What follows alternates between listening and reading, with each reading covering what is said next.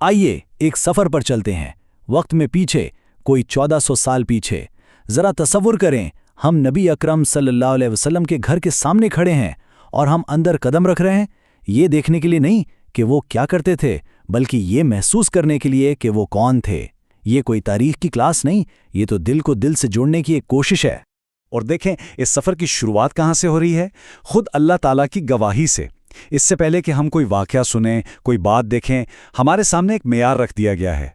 और बेशक आप अजीम अखलाक पर हैं। हम इसी अजीम अखलाक की कुछ झलकियां देखने जा रहे हैं। हमारा ये दिन शुरू होता है रात की गहरी खामोशी में, जब सारी दुनिया सो रही होती है, फजर के अजान से भी बहुत पहले।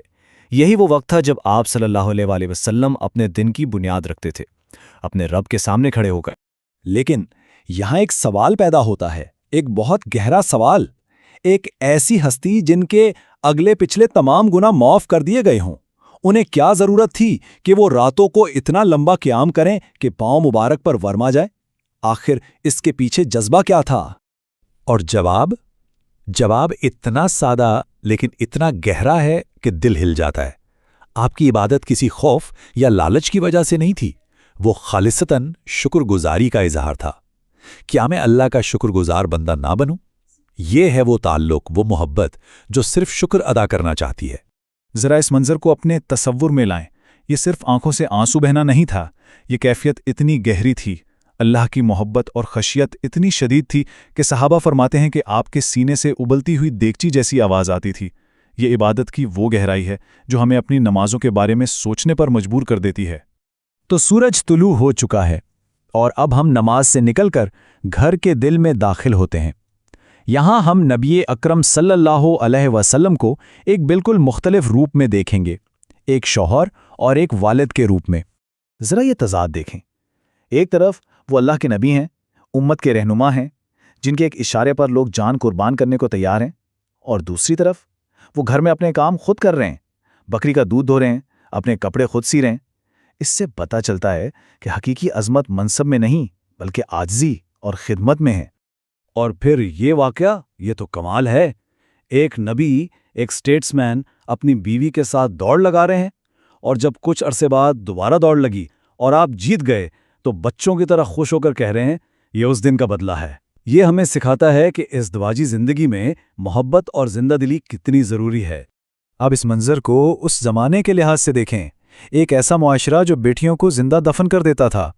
वहाँ जब आपकी बेटी फातिमा रज़ी अल्लाह अन्हा आती तो आप उनके लिए खड़े हो जाते, उनका हाथ पकड़ते, उन्हें चूमते और फिर सबसे बढ़कर उन्हें अपनी नशिस्त पर बिठाते। ये सिर्फ बाप की मोहब्बत नहीं थी, ये एक इनकलाब था। ये औरत को उसका हकीकी मकाम देने का अमली सबक था। अब घर की दहलीज से बाहर कदम रखते हैं और देखते हैं कि उनका बर्ताव बाकी लोगों के साथ कैसा था। उनके साथ भी जो मोहब्बत करते थे और उनके साथ भी जो तकलीफ पहुंचाते थे।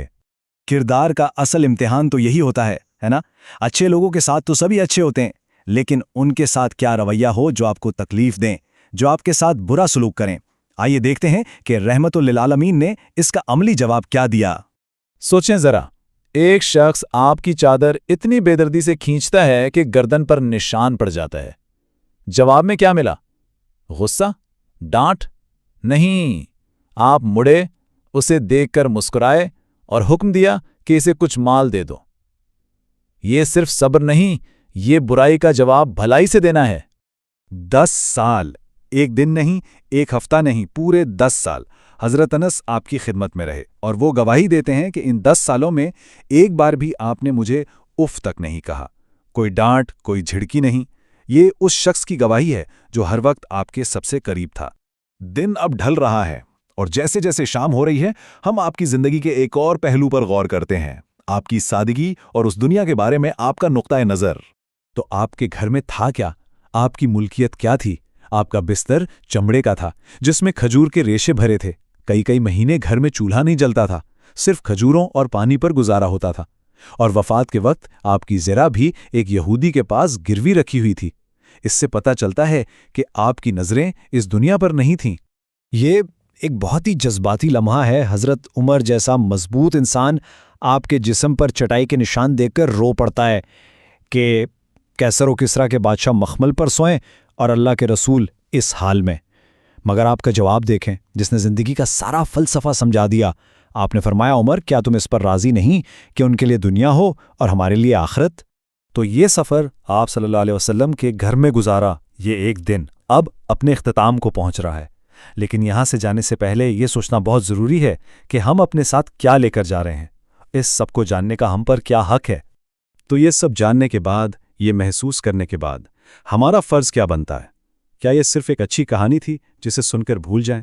نہیں، یہ ایک دعوت ہے، یہ ایک چیلنج ہے، اور راستہ بالکل صاف ہے۔ یہ 4 قدم ہیں۔ پہلا، آپ پر اور آپ کے پیغام پر سچے دل سے ایمان لانا۔ دوسرا، آپ کی تعلیمات پر عمل کرنا، ان کی اطاعت کرنا۔ جب اطاعت کریں گے تو تیسرا قدم خود بخود اٹھ جائے گا، آپ انہیں اپنی زندگی کے لیے رول ماڈل بنا لیں گے، اور جب کوئی آپ کا رول ماڈل بنتا ہے تو چوتھا اور آخری نتیجہ نکلتا ہے محبت، ہر چیز سے بڑھ کر محبت۔ اور ہم اس گفتگو کو آپ صلی اللہ علیہ وسلم کے اپنے الفاظ پر ختم کرتے ہیں۔ یہ الفاظ ایک ہی وقت میں ایک بہت بڑی خوشخبری بھی ہیں اور ایک تنبیہ بھی۔ آپ نے فرمایا، میری تمام امت جنت میں جائے گی سوائے اس کے جس نے انکار کیا۔ پوچھا گیا وہ کون ہے؟ فرمایا جس نے میری نافرمانی کی اس نے انکار کیا۔ راستہ واضح ہے، انتخاب ہمارا اپنا ہے۔